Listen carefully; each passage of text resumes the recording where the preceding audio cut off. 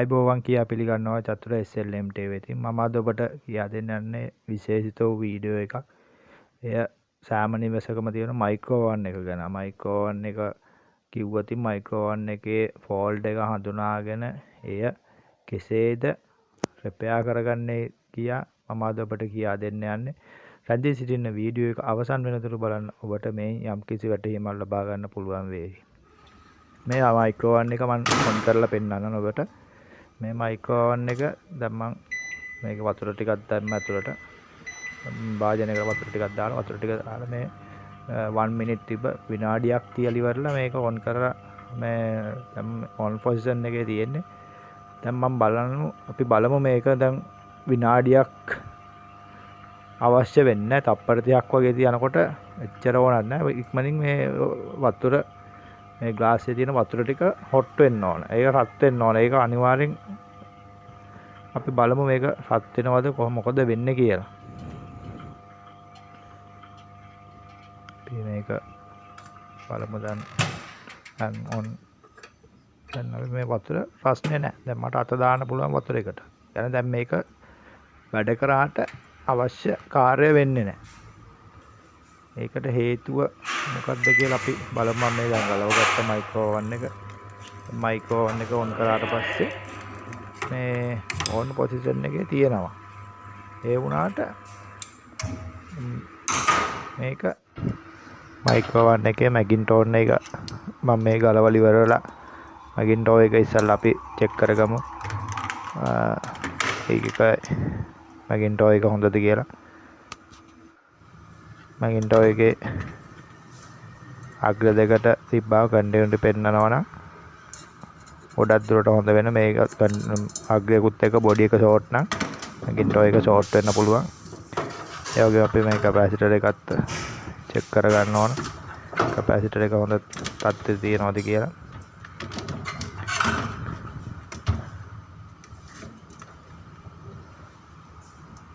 Capacitor එකත්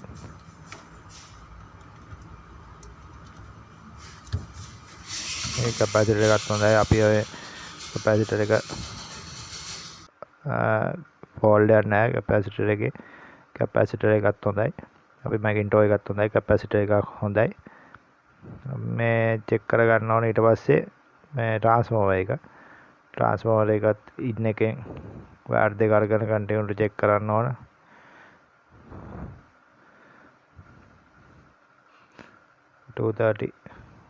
ඉන්න line දෙක අපි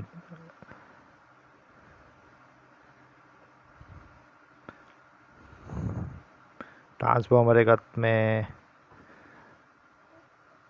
මේක සවිස්තරාත්මකව මම ඔබට වීඩියෝ එකක් ඉදිරියේදී ගෙන එවනම් මේ පාර්ට්ස් ටික වෙනම හරියටම ගලවලා ඉවරලා මේ හඳුනා ගන්න හැටි ෆෝල්ඩ් එක. දැන් මම මේ ෆෝල්ඩ් එක හඳුනා ගන්න හන්ද තමයි මේ විදියට මේ චෙක් කරගන්නේ.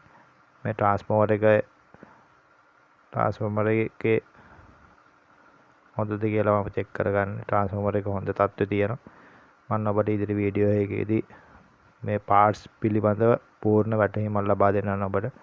මම මේ ඔබට මේ මයික්‍රෝ ඕවන් එකේ සියලුම පාර්ට්ස් එකිනෙකට හොඳ තත්ත්වයේ තියෙන එක කොහොමද වැඩ කරන්නේ නැති මොකද්ද කියලා මම ඉදිරි වීඩියෝ එකේදී ඔබට සම්පූර්ණ වැටහීමක් ලබා දෙන්න බලාපොරොත්තු වෙනවා. ඔබ මයික්‍රෝ ඕවන් එකේ මේ පාර්ට්ස් ටික හොඳද කියලා දැන් හඳුනාගත්තා. මේ පාර්ට්ස් ටික ඔක්කොම හොඳයි. කැපැසිටර් එකත් හොඳයි. මේ මැගින්ටෝන් එකත් හොඳයි. දැන් ෆෝල්ඩ් එකේ තියෙන වෙන මේ ෆෑන් එක. ෆෑන් එක වැඩ කරන්නේ නැහැ. ෆෑන් එක කන්ටිනියුටි පෙන්නන්නේ නැහැ. මේ ෆෑන් එක දැම්ම නම් මයික්‍රෝ ඕවන් එක වැඩ.